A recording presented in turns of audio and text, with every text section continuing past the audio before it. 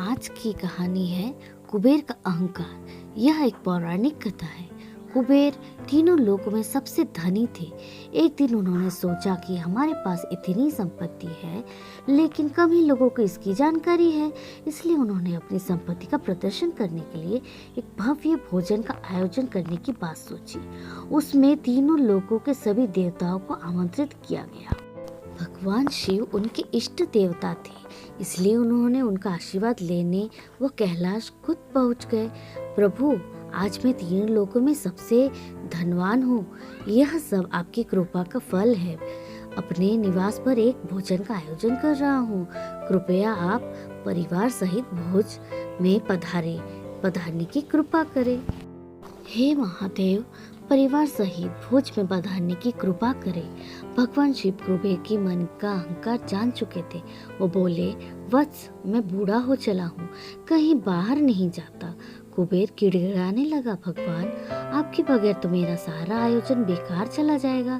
तब शिव जी ने कहा, एक उपाय है, मैं अपने छोटे बेटे गणपति को तुम्हारे भोज में जाने को कह दूंगा। कुबेर संतुष्ट होकर लौट आए। नियमित समय पर कुबेर ने भव्य भोज का आयोजन किया। तीनों लोक देवता राजा कुबेर के घर पहुंच चुके थे। अंत में गणपति आए और आते ही कहा, मुझे बहुत तेज भूख लगी है, भोजन कहाँ है? कुबेर उन्हें ले गए भोजन के सजे कमरे में। सोने की थाली में भोजन परोसा गया। क्षण भर में ही परोसा गया सारा भोजन खत्म हो गया। दोबारा खाना परोसा गया, उसे भी खा गए। बार बार खाना परोसा जाता और क्षण भर में गणेश जी उसे चट कर जाते। थोड़ी ही देर में हजारों लोगों के लिए बना भोजन खत्म हो गया, लेकिन गणपति का पेट अभी भी नहीं भरा। वे रसोई घर में पहुंचे और वहां रखा सारा कच्चा सामान भी खा गए। तभी भी भूख नहीं मिटी। तब सब कुछ खत्म हो गया तो गणपति ने कुबेर से कहा, जब तुम्हारे पास मुझे खिलाने के लिए कुछ था ही नहीं तो तुमने मुझे न्योता क्यों दिया था? कुबेर का अहंकार चूर चूर हो गया। दोस्तों, यही कहानी से हमें ये पता चलता है कि कभी किसी को इतना घमंड नहीं करना चाहिए।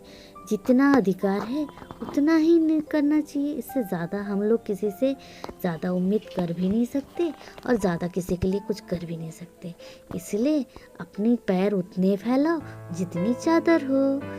कहानी अच्छी लगे तो प्लीज़ मेरे चैनल को सब्सक्राइब कर दीजिएगा, लाइक कीजिएगा, शेयर कीजिएगा, कमेंट्स कीजिएगा, क्योंकि आप लोगों को पता है मुझे कमेंट्स पढ़ना बहुत अच्छा लगता है। बहुत बहुत धन्यवाद दोस्तों, फिर मिलते हैं नेक्स्ट कहानी में।